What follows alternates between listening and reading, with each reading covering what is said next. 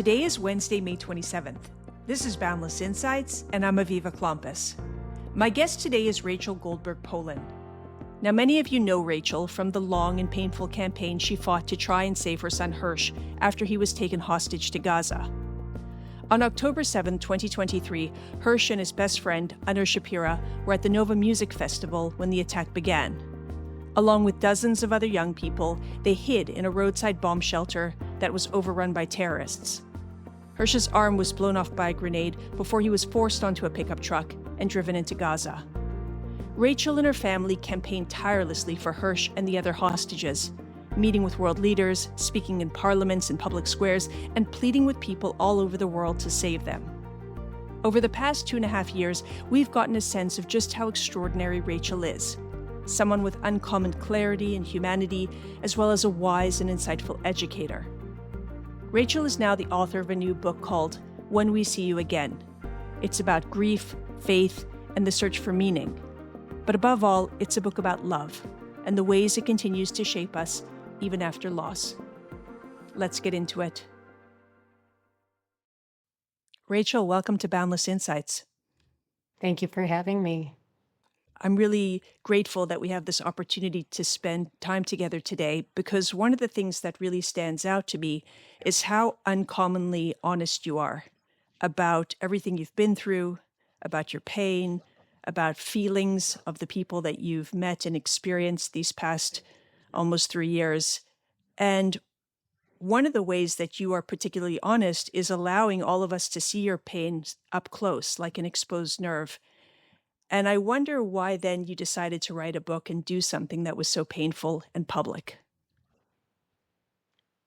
So truly, it was simply that my soul was really buckling from the weight of the suffering of this Herculean, colossal blow of having Hersh killed. I think that I really couldn't shoulder and withstand the massiveness, like the mass. It was actually touchable. And I felt like I was drowning. I felt like I was choking. And I just started writing as a form of really performing like the Heimlich maneuver on myself, because John said, we can't go on like this. I felt like I was dying. I mean, we're all dying, but it felt very close.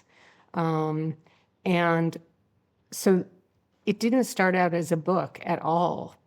And I'm very honest about that. It started and went on and ended as a means of putting my pain into packages and trying to parcel out these weights that were really corroding inside of me. And I say a lot. I mean, I very much appreciate that you said you've read the book. I speak to a lot of people who have not read the book. I don't blame people for not reading the book. It's all tabbed up. Okay, I read it and took copious notes. Yeah. But I'm mentioning that because I know when someone hasn't read the book, because they start describing what they think the book is, and it's very clear. I always say, this is not a memoir. This is not a tell-all. This is not, he said this and she did that. This is not, I was down here in the ashes and I've done this process and risen like the phoenix, and now I'm over here and, I'm resilient and I'm healing. And no, I wish that's what it was, but that's not what it is. And so, it is very much, I think, I'm sure you've heard me talk about the hardest question in the last 1,000 days is when people say, how are you? Which is a very fair, innocuous, I think, usually heartfelt or just a normal question to ask people. And yet for me, it's such a brutal question.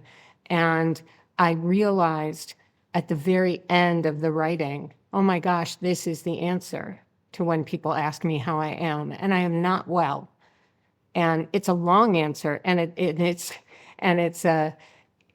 labor intensive for the asker, because I'm saying, oh, do you want to know? And the truth is, I think often we more than likely when we say how are you, we don't actually mean it. But I think when people ask how we are, and especially people who are bereaved, who are suffering, we, either they're going to tell us the truth, and it's a truth we don't want to hear because it's awful, or we're putting them in a position where they have to lie and say like, oh, every day trying, oh, I'm breathing, oh, I'm, hoping to get better, I'm working on it. Like, don't make us lie.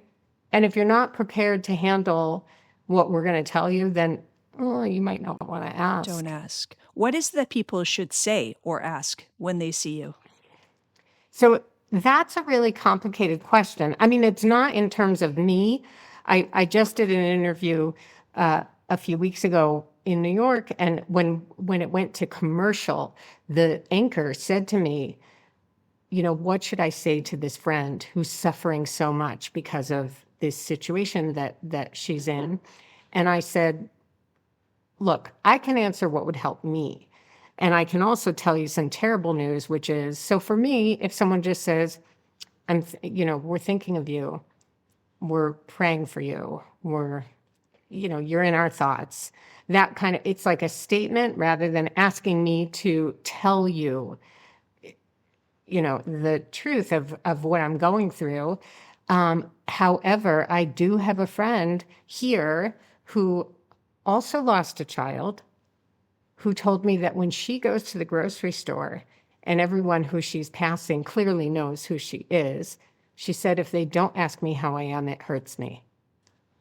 And I thought, oh my gosh, so this is why everyone's in trouble, because it turns out every single person is different, and we all experience pain different, and we all experience loss and mourning and suffering and grieving different.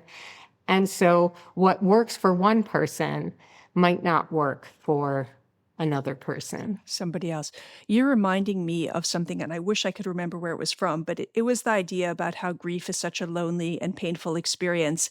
And what this author wrote was that the thing to do is to say to the person, I know it feels like you're sitting all by yourself on a bench. And what I'm going to do is I'm going to just sit here beside you. I don't have to say anything. We don't have to talk about anything, but I just want you to know I'm sitting beside you in this moment. It's interesting. There's a Hasidic tale that Erica Brown shared with me that is that very that may be where I got it from. Oh, okay. Where, this man, he travels all the way to this Rav, and it takes him forever to get there, and it's at tremendous cost, and he pours out his soul, and the Rav is just staring at him. And finally, and the man starts to think, oh my gosh, I've taken all this time and made this effort and energy and expense, and I'm not getting back anything. And the rabbi gets up and comes around the table and just stands next to him. It's interesting, again, because this just shows like the degree of my brokenness. I was actually walking down the street. This is already a while ago. It's already a chunk of months ago. And a woman came running after me, and she said, I know there's nothing that I can say. Can I just walk next to you? And I said, can you not? It's like, so that shows how like awful and broken I am. But I'm telling you, because I just thought having this woman walk next to me is even adding to my weight. Yeah. So I think it just depends. And again, I think millions of people all over the world would be thrilled with someone saying, I'm not going to talk to you. I'm just sitting right next to you, or I'm walking right next to you. And that would be a gorgeous act of kindness. You said that your book is about a lot of different things than the answer to the question of how are you. When I read your book, it's obviously about profound grief. It's also about anger and injustice. But what stood out for me more than all of that is really what you teach us about the vastness of love. Because love is difficult to define with words. But when you read the book, the sum of all the words in this book conveys what love is, how powerful it is, and how it endures, and perhaps most importantly, what it demands of us. I do say a lot that what the book is it is a love letter that is saturated in pain, or a pain letter that is doused in love. I also, what's been fascinating to me in these last couple weeks, last few weeks since the book was released, is I think that we all go into every single thing we do in life with what we need. And then we find that thing. Meaning, just yesterday, someone said to me, your book is completely about hope. And I thought, is it? But this person needed it to be about hope. And then I spoke to someone else later who said, this book is about pain because they're in a place where everything they see is painful. And then I spoke to someone who said, the book is the epitome of love. And I thought, because that person needs to be finding love. So I think... So we just learned that I'm looking for love. You are looking for love, your book girl. Is a Rorschach test. It is. I mean, I think everything is, though. It's not just this, right? It's everything. Sometimes the same people go to the same movie and they walk out and everybody thinks it's about something else, but it's the same movie. Rabbi Soloveitchik says, don't waste your suffering. And it's a beautiful idea, actually. Whether it's by design or not, you are teaching all of us a lot about how to walk through grief and anguish and pain. And one of the stories that really stands out for me in the book, and I read your book a few weeks ago, and I cannot stop thinking about this story, is the tale that you included called Death in Tehran. Can you tell us that story and why you included it in the book?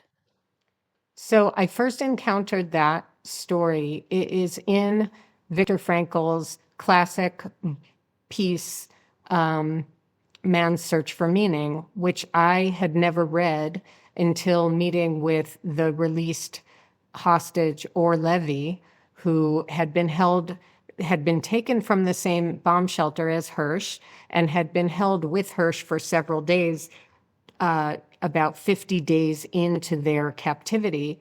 And Or shared that Hersh was quoting from that book. So I went, of course, and read the book because I thought, holy cow, like now I have another way of connecting to Hersh in his absence in this world. And Frankl describes this tale that has a lot of, there are different versions of this tale, this folk tale in ancient Mesopotamia, in Islam, in India, and even in the Talmud, we have a version of this tale. And the tale in the version that Frankl quotes is called Death in Tehran. And it goes more or less as follows, that there's a king and his servant, and they're walking through the king's garden, and they separate just for a moment, and the servant comes running back and says, Master, I've just run into death. Let me have your finest horse so I could get away to Tehran so that death doesn't get me. And of course, the king says, of course, take my finest horse, and the servant gallops away hundreds of kilometers to Tehran. And the king proceeds in his garden by himself, and he then runs into Death. And he says to Death, why did you frighten my servant? And Death says, oh, I didn't mean to scare him. I was just surprised to find him here because I have an appointment with him later tonight in Tehran. I actually have goosebumps. Yes. It's a mic drop moment of, holy cow, the more we try to outrun our destiny, we will run headfirst into it. And I found that tale to be so sort of illustrating how I feel about the certainty that there is a plan when things seem completely upside down and sideways and inside out and horrible. And they are, and they are, and there can still be a plan. And then there's also the piece in the Talmud, in the Gemara, that is quoting King Solomon, and his punchline is, your feet will always take you where you're supposed to be.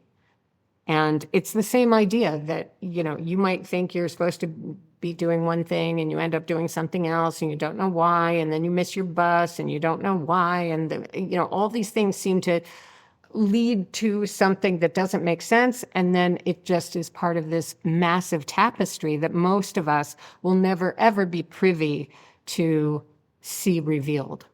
And I include myself in that. I don't think I will ever have more than just, a 1/100th of a centimeter squared revealed to me of this massive 1,000,000-mile fabric tapestry that is God's world. When you came upon that story, does it offer any reassurance or comfort? Because I imagine you constantly wonder if you could have done more or differently, but the tale is saying you cannot outrun your destiny. Hersh's fate was sealed, and there was nothing that anybody could have done. So I think that my only issue is I try to be very careful that it's not giving anyone a pass, meaning we still have to do everything we can in this life that is right and is justice and is the elusive truth that is getting, less and less popular and less tangible and less recognizable as every single moment passes in our current reality. It doesn't give anyone a pass. We still have to do every single thing and work extremely hard. And, we're not b'nei chorin lehivatel mimena, like, when Rabbi Tarfon says, yes, the world is this massive, murky, sticky, confusing, filled with challenge place. That doesn't mean you can't do your part. It actually means you must. You are chayev to do your part. You're obligated to do your part. And so, I don't presume, and I think it's really hard for us moderns to wrap our minds around this idea that we might not know. We may never know. We don't understand this world. We think with Google and with ChatGPT and with so much information out there that we either know or we can know. And what I love, a woman who I've never met, but I know well because her son was killed on October 7th. And it turns out that her son and Hersh and two of her son's friends were hanging out at the Nova Festival the night before, and there are pictures of them together. And she said something to me a few weeks ago when I was in the States, and she lives here in Israel, and she sent me a line that will always stay with me. She said, we have to get used to the fact that we will never get used to the facts. And that is life. That is this world. And we don't want to digest that we have to live within uncertainty. But that is part of the human enterprise. We can deny it and we can pretend, and we can, pretend that we have control and that we know what's happening. And if it makes you feel good and it floats your boat, I am not going to get in your way. But for me, I feel, first of all, I thank God every day that I thank God. And, that I sort of have this perspective. I say, thank God I believe in God. Thank God I believe in God. And I think there's just so much more that we don't know than we know. And I was doing some research. I'm a big Tehillim sayer. I'm a big Psalm sayer. And I was doing some research on one of the Psalms that I had a question about. And I came across this idea that maybe many people know, but it was new to me, that the Baal Shem Tov explained when asked, why does the soul come to this world, this super complicated, difficult place? Why? What is the purpose? And he says, the soul comes to this world for one time on one day to do one act of chesed to one other person. And that is it.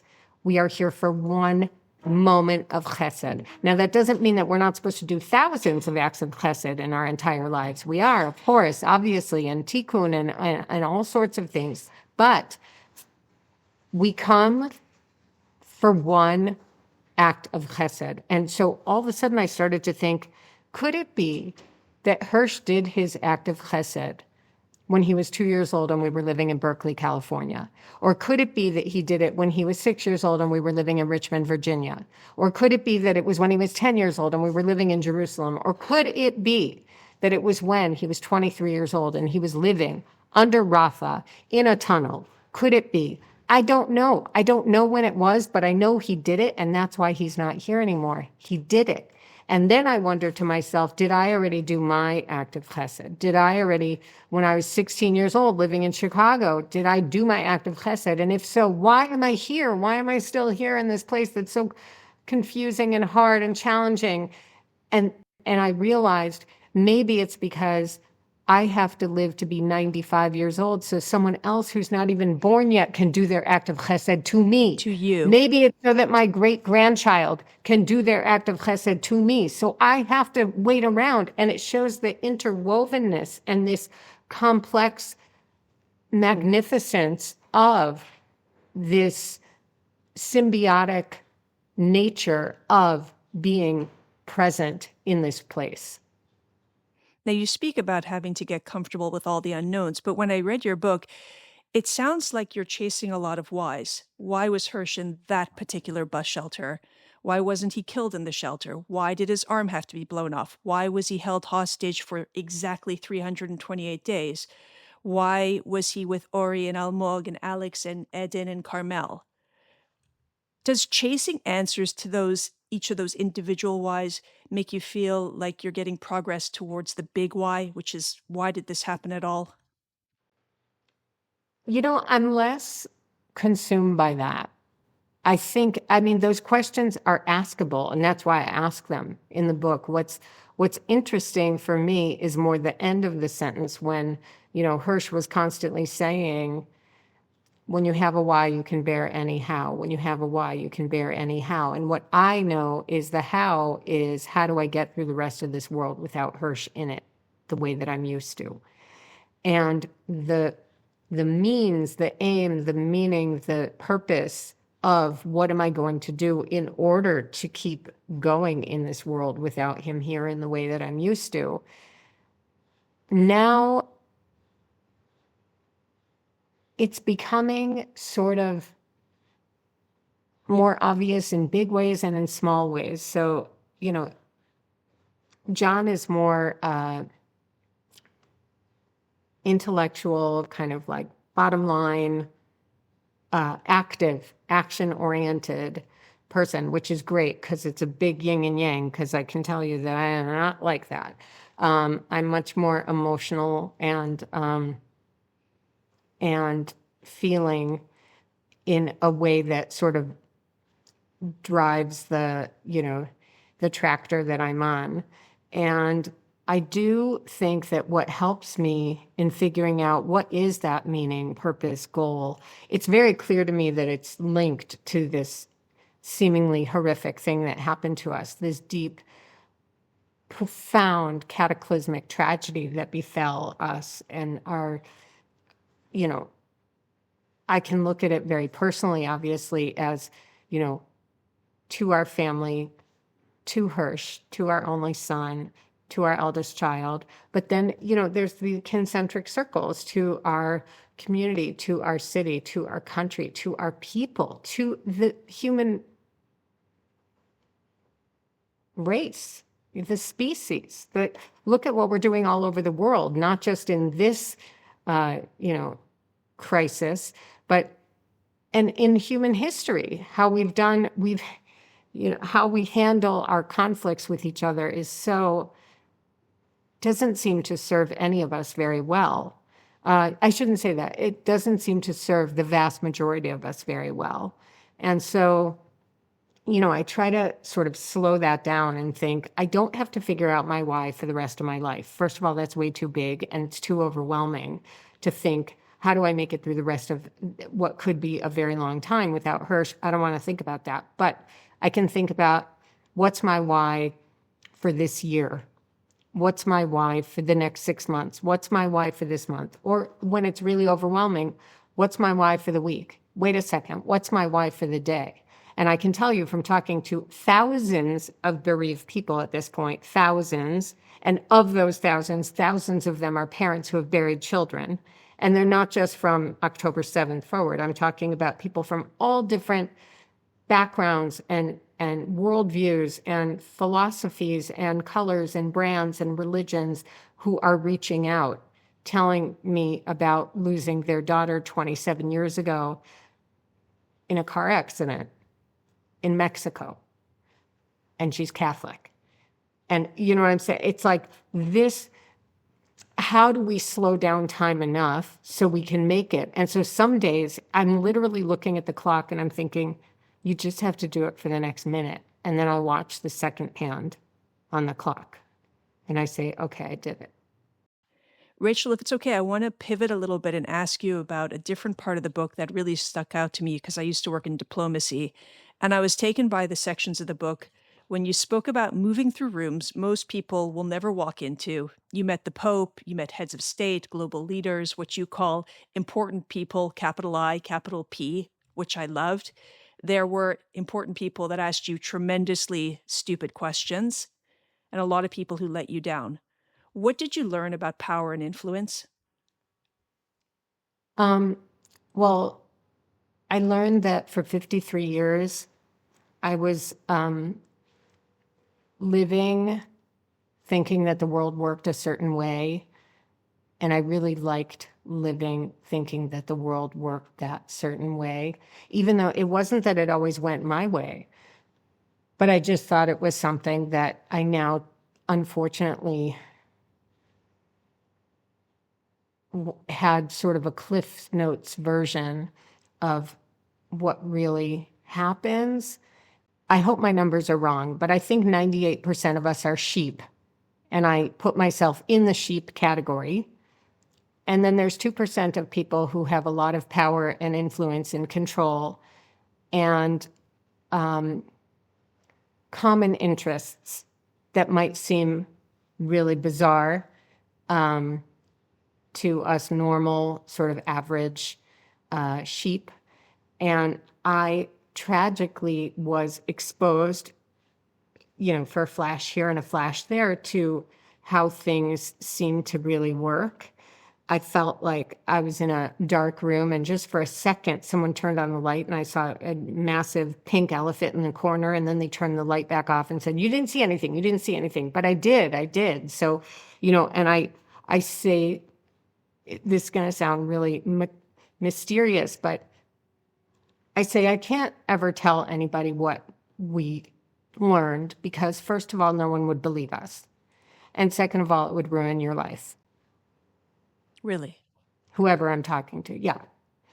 And therefore, there was never I never had any intention, and John also, there's just no reason. There's no reason because no one would believe us and it would ruin their lives. So I'm not doing that.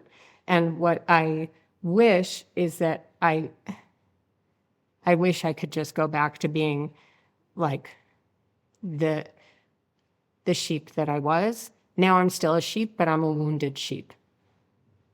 You wrote about going to a land where you should not have been and that trip was worrying and unsettling. And when I read Eli Sharabi's book Hostage, there were details that he withheld because there were still hostages in Gaza. But when your book came out, there were no more hostages. So who is it that you need to protect? There's still definitely people that we need to protect who were doing things they shouldn't have been doing to help us try to do stuff we weren't supposed to be doing. And those people are definitely still vulnerable. And so I would never do anything to hurt them. Okay, well, when this is declassified in 100 years, we're all going to want to know what that was. Well, hopefully when Mashiach is here in just, a few hours. And that's not then going to be 100 maybe years. I'll tell. Okay, that's fair enough. That's fair enough. You have a mantra, which is hope is mandatory. And you say it even now. And, we've talked about this, the fact that you're an inspiration to so many people, that you are this guide that's helping people going through unimaginable pain and grief, just navigate through the world. So what is one strategy that you can offer to people who are just feeling despair in this moment? Well, first, I think it's really rough that we are all so parched and yearning and desperate for healing of any kind. I'm super uncomfortable when people say, oh, wow, you're very inspirational, because I feel like, that's a very loaded word, and it's I think it's a little bit mislabeled on me, but I understand that people are in pain, and maybe hearing someone else talking about pain is helpful. Let me say something just in response to that. I think what it is that you put your pain so much on display that the depth of it, the searing heat of it is on display, and you're showing us how it's survivable. So I don't know if that's the word inspiring, but you're certainly showing us how to move through something that most of us would think would just incapacitate us. Well, what I could tell you is that I very much embrace the idea that I have a disorder.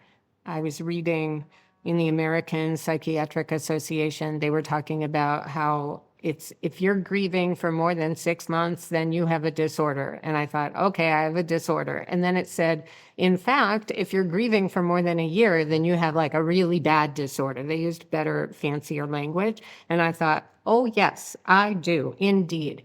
First of all, I took the word apart and I thought dis is from the Latin for opposite of, like disappear and disagree. And I thought, disorder. Yes, I am in disorder. I'm the opposite of order in so many ways. I'm out of order, like a broken parking meter. And I feel like even though I try very hard to constantly point out there's nothing unique about bearing a child, tragically. Millions of people do it around the world every day, tragically. It's just that it's awful. And we like to believe that the order will be that we will bury our parents, we'll bury our grandparents, like it will go backwards, that we won't sort of leap ahead. And so there's disorder, even there's the metaphorical disorder and there's the literal disorder of bearing a child. But I very much feel like I am proud that I have eternal evolving love for Hersh, who is not here, and I still love him, and he's still my son, and I am still his mother, and that stuff doesn't disappear. And I for so long was dreading and sort of fighting this idea of grief. I don't want it. It sounds horrible. Who wants that? Yuck. No, pain.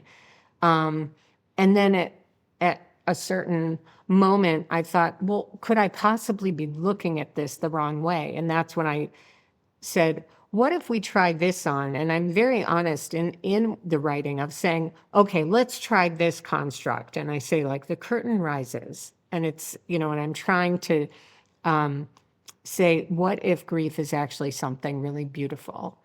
And this is not a new novel, Chiddush. This is not an invention I came up with. This is just something that I didn't understand until I started to try to look at it as the grief is my love for Hersh that is just continuing to grow. And it's growing in this like wild, crazy, wieldy way, like ivy, which can get out of control. And that's a really beautiful thing. And that I should be welcoming the reality that is what many people say is the price we pay for having loved so deeply and sincerely. I was speaking to this young woman who said something that's really rough that she's been noticing in Israel right now is this absolute starvation for everybody to be better. Are you getting better? Let's get better. Let's get resilient. Let's get, and these words are thrown around. And for families who buried people who are intrinsic and core to their identity, they're not getting better. We might get different.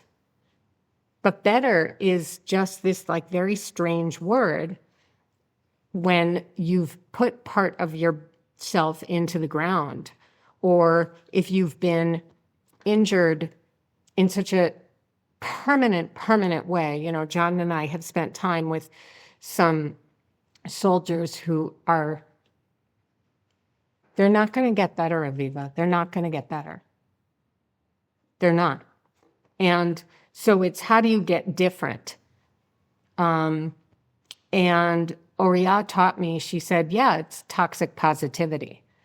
And I thought, oh my gosh, what a absolutely apt, perfect word for what's happening, this toxic positivity. And of course it comes from a good place, but it's actually very detrimental to the very people that we love so much, that we want to not be in pain and not suffering. And so I started to think about toxic positivity as like emotional barbarism. It's emotionally gaslighting people and saying, and I think about it in the opposite. Like, would we ever say to someone, you are so happy, you need to stop with that. Okay, enough with the happy. Think some sad thoughts. Think of all the things that can make you sad. Think of all the bad things in your life. You know, it would be ridiculous, like, to try to talk someone out of their happiness. And so I came home and I Googled what is the opposite of toxic positivity. Because at first I said to Oriya, oh my gosh, you're such a genius. And she said, no, it's an actual thing. I'm just sharing it with you. I didn't make it up. And I said, no, you did. Because I like to give credit where, you know, whoever teaches me something, I think they came up with it. And when I Googled what's the opposite, it said, I love this. It said tragic optimism. And that for me really worked because I thought, that is me. Okay, I am an optimist, but I'm a tragic optimist. My gosh, this is insane. And I think a lot of us who have suffered humongous blows since October 7th are tragic optimists.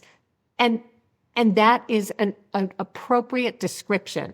I am an optimist and I am enrobed in this tragedy that happened to Hersh. And not sharing about that honestly contributes to what Rav Shagard described as incurable muteness. And why would we want to do that to the people who we love and care about and we want to get better? We're creating an environment that makes them not able to tell the truth, that their love is still so powerful because love is stronger than death. And love is stronger than time. So it's not going to stop. It's not going to go away. And then I, of course, then Googled one more thing. I do a lot of Googling. I said, who came up with that term, tragic optimism? And it was Viktor Frankl. Come on. And it was like, I mean, crazy, because I need these messages. And I feel that sometimes we're lucky and they're just, you know, sprinkled on us. And some people like to think of that, you know, my father-in-law, Stanton Polin of blessed memory, used to say it's coincidence because that was how he saw it. And for me, it's just so clear that it's anything but. Albert Einstein said coincidence is God's way of saying anonymous. I like that a lot. I love it. I really do. Last question before we wrap up. At Hersh's funeral, John offered a twist on a familiar Jewish expression. We normally say, may his memory be a blessing. And it's very clear, Hersh's life was a blessing. His memory is a blessing from all that he taught and continues to teach us. So John leveled up, and he said instead, may his memory be a revolution. What do you hope that all of us listening will do to help set the revolution in motion? You know, normally when we think of the French Revolution or the American Revolution, there's like pitchforks and fires and screaming and, you know, and that is not what we're looking for. And in fact, you know better than most people because of your work that we live in a time where civil discourse out the window. There is one way of communicating. It is by screaming. There is one genre of how we speak to each other, and it is filled with hatred. There is one kind of paint that we coat everything with, and it is ugliness. And we are desperately trying to figure out, how do we do what Rambam said? How do we get to the golden mean? How do we balance on that seesaw, on that teeter-totter in the middle? It was always so hard as a kid. I remember I was, you know, and I had decent balance, but you end up naturally with physics, you end up tilting to one side or the other. That is the real temptation to become extreme, to go all the way left or all the way right, because then there's no decisions really have to be made. We don't have to grapple if you're on an end. The balance, that is the hardest thing on earth. And that's why Rambam said it's so elusive. Work hard for it every single day. Every single thing that you do, try to find, how do I do this while still really not struggling in a bad way, struggling in a productive way. And so what we're really trying to figure out is, how do we get back to that middle where we can see that the godliness in the person who we're speaking to, even when we disagree with them? How do we treat someone with respect, even when we feel that they don't respect us? It's a huge ask. It's a huge ask. I don't know that I can do it, but I know that Hersh was very good, and I tried very hard not to, we tried desperately hard not to heroicize and mythologize and lionize Hersh. I know again, that's a real temptation, especially when someone is killed young in a tragic way.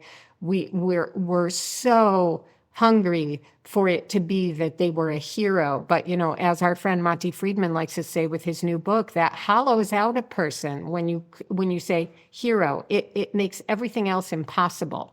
They're not a real person anymore. It's the two-dimensionalization of people. And so one thing, though, that Hersh was very good at is he was an extreme listener, an extremely radical listener. And he would go places that he didn't necessarily understand why people were there. He would go hear someone speak that he definitely didn't agree with. And I thought, I never do that. Like, put me in my echo chamber. Let me be in my little corner with, my screen that only shows me news that I want to see from people who I like to hear. And he didn't do that. And I think we have to figure out, how can we take ourselves out of our comfort zones enough to just start inching back to that center, that middle, so that we could see the horizon in a even way. Because where we are right now, I think we're in a lot of trouble. So that'll be our task going forward. We're going to try radical listening, all of us. That'll be the revolution we begin. Rachel, thank you so much for your time. Thank you for carving out time for me, Aviva.